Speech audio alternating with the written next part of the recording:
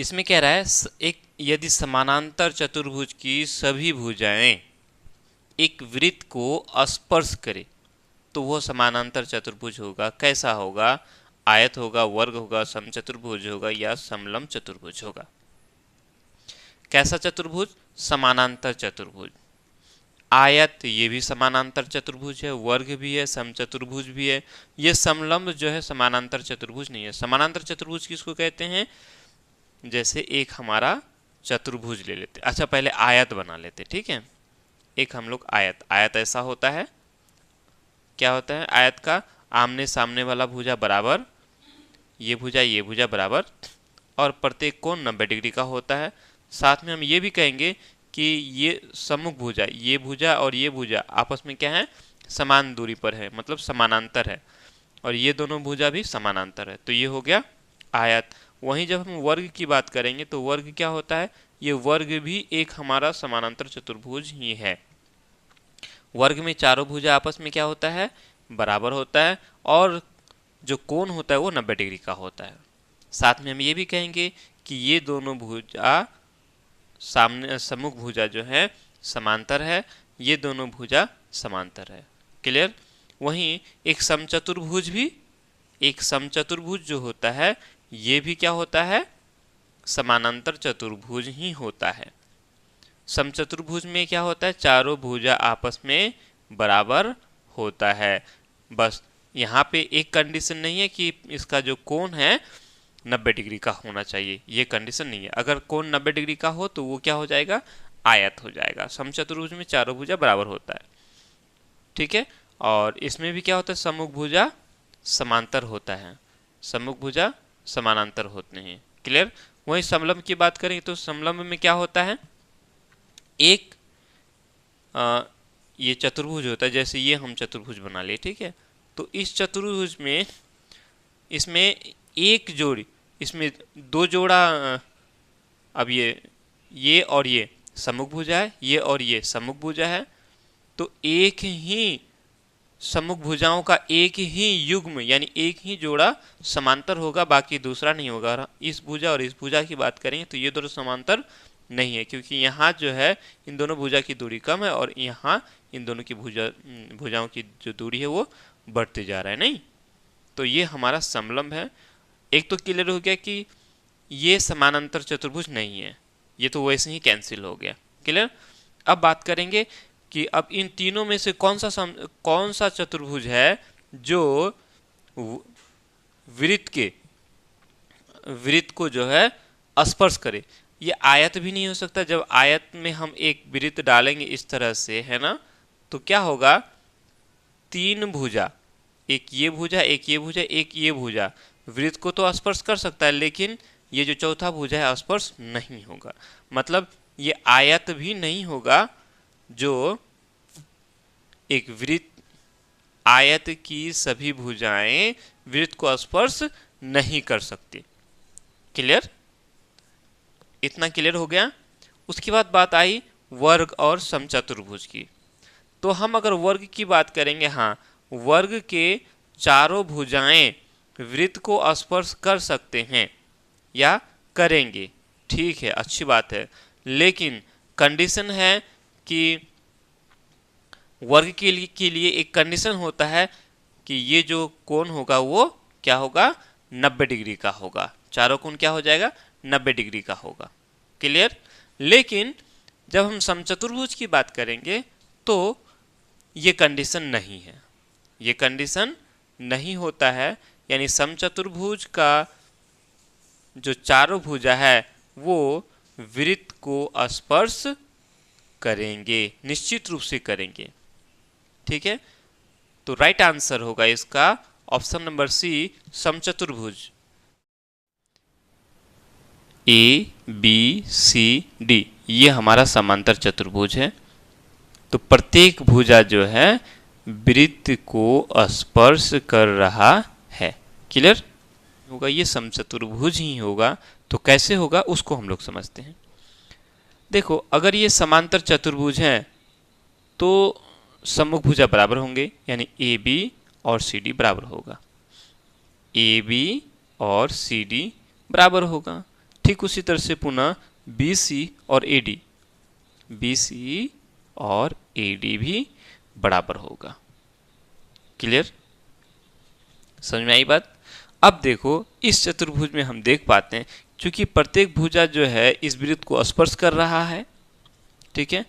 अब इस बिंदु, अब देखो अगर इस बिंदु की बात करेंगे तो ये बाह्य बिंदु है, बाहरी बिंदु है इस वृत्त का, ये हमारा स्पर्श रेखा, ये भी स्पर्श रेखा, ये बाह्य बिंदु हो गया। हम लोग जानते हैं वृत्त के बाह्य बिंदु से खींची गई जो स्पर्श रेखा होती है वो बराबर होती है, यानी ए एस और ए पी बराबर है, ये और ये बराबर होगा, है ना।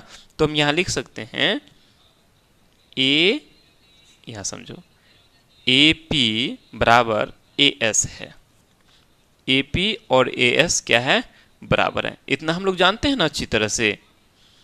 ये बिंदु, बिंदु ए जो है इस वृत्त का बाह्य बिंदु हो गया, है ना, बाह्य बिंदु। और फिर प्रश्न में कह रहा है कि ये जो है स्पर्श रेखा है ना। तो स्पर्श रेखा है तो ये ए पी और ए एस ये दोनों रेखा क्या हो गया, बराबर हो गया। अगर हम इस बिंदु की बात करेंगे तो इस बिंदु, ये बिंदु भी इस वृत्त का क्या है, बाह्य रेखा है, बाह्य बिंदु है। तो ये बी पी और ये बी क्यू भी बराबर हो जाएगा, यानी बी पी और बी क्यू भी क्या हो जाएगा, बराबर हो जाएगा।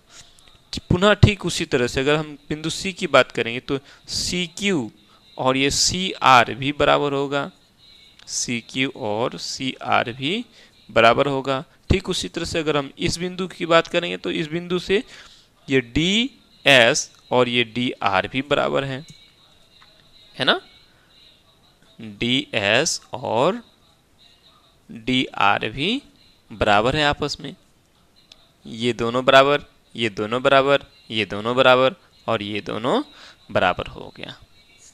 क्लियर, इतना तो समझ में आ गया ना। चलो अब हम लोग समझने का प्रयास करते हैं। अब यहाँ ध्यान दो, हम ऐसा करते हैं कि ए बी को और सी डी को जोड़ के देखते हैं, जोड़ते हैं। ए बी जोड़ सी डी अगर करते हैं, जोड़ सकते हैं ना, कोई दिक्कत है। हम ए बी और सी डी को जोड़ते हैं, हमें देखना ये है। चलो ए बी और सी डी को जोड़ेंगे तो अच्छा, इसको हम लोग ऐसे करते हैं, ए बी की जगह हम लोग ए पी और बी बी को, ए पी और पी बी मिला करके ए बी हो जाएगा, यानी कि हम लोग ए बी की जगह ए पी जोड़ बी पी बोल सकते हैं। कोई ऐतराज, ऐतराज तो नहीं होना चाहिए ना। ठीक उसी तरह से हम सी डी की जगह, सी डी के जगह, सी डी के जगह हम लोग सी आर और डी आर लिख सकते हैं। सी आर जोड़ डी आर ये सी डी हो जाएगा, तो ये सी आर जोड़ डी आर बोल सकते हैं। कोई दिक्कत, कोई दिक्कत नहीं है। अच्छा, इसको हम लोग आगे ऐसे देख सकते हैं। अब यहाँ से थोड़ा सा कैलकुलेशन लेते हैं हम लोग, ठीक है। ए पी और ए एस बराबर है, तो हम ए पी के जगह ए एस लिख सकते हैं, ए पी के जगह हम लोग ए एस लिख सकते हैं। फिर देख रहे हैं कि बी पी, ये बी पी और बी क्यू बराबर है ना, तो बी पी के जगह हम लोग बी क्यू लिख सकते हैं, दोनों बराबर है तो किसी को लिख सकते हैं ना। अब यहाँ हम देख रहे हैं कि सी आर और सी क्यू बराबर है, तो हम सी क्यू के जगह, सी आर के जगह सी क्यू लिख सकते हैं। ठीक उसी तरह से यहाँ डी आर और डी एस बराबर है, तो हम डी आर के जगह डी एस भी लिख सकते हैं। कोई दिक्कत। अब जब इतना लिख ही लिए तो अब हमको यहाँ समझ में आ रहा है, क्या समझ में आ रहा है, देखो ए एस और डी एस, ए एस और डी एस ये क्या हो गया, ए डी हो गया। ये ए एस और ये डी एस मिलकर के क्या है, ए डी है। कोई दिक्कत, कोई दिक्कत नहीं है ना। अब हम फिर यहाँ देखेंगे ये बी क्यू और सी क्यू, ये बी क्यू और सी क्यू ये क्या है, बी सी है, नहीं है क्या। तो हम यहां से क्या पा रहे हैं, ए बी जोड़ सी डी बराबर है ए डी जोड़ बी सी, ये दोनों ही क्या है, बराबर है। यहां हम क्या देख रहे हैं कि ए बी जोड़ CD बराबर है AD जोड़ BC बराबर है। अब हम यहां से देखेंगे कि AB और CD बराबर है, तो AB और CD बराबर है, तो हम इसको ऐसे लिख सकते हैं AB जोड़ AB, इस CD की जगह AB लिख सकते हैं। ठीक उसी तरह से अगर यहां देखेंगे BC और AC बराबर है ना, AC नहीं जी, AD होगा ना, AD, AC AD, BC और AD, सॉरी यहाँ गलती हो गया, ठीक है, कोई दिक्कत? तो क्या हो जाएगा, हम BC के जगह AD भी लिख सकते हैं, यानी AD जोड़ AD लिख सकते हैं। तो ये देखो AB AB 2 AB हो गया, AD और AD 2 AD हो गया, है ना। अब हम यहाँ देखेंगे इधर भी 2 इधर भी 2, तो 2 को हम क्या करेंगे, कैंसिल कर देंगे, यानी कि AB और AD आपस में क्या है, बराबर है।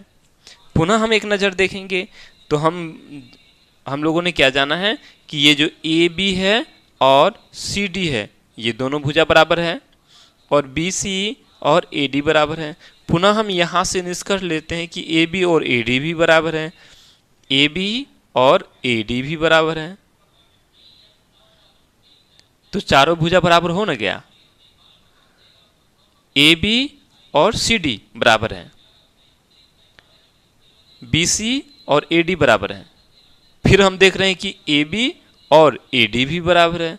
जब AD और AB बराबर है तो AB और BC भी बराबर हुआ, है ना। इस तरह से हम कहेंगे कि ये जो चारों भुजा है क्या है, आपस में बराबर है। जब चारों भुजा बराबर है तो क्या हुआ, समचतुर्भुज हो ना गया। जिस चतुर्भुज का चारों भुजा बराबर हो तो उसको क्या कहते हैं, समचतुर्भुज कहते हैं। तो हम इसको कहेंगे समचतुर्भुज। कोई दिक्कत? ऑप्शन नंबर डी हो जाएगा।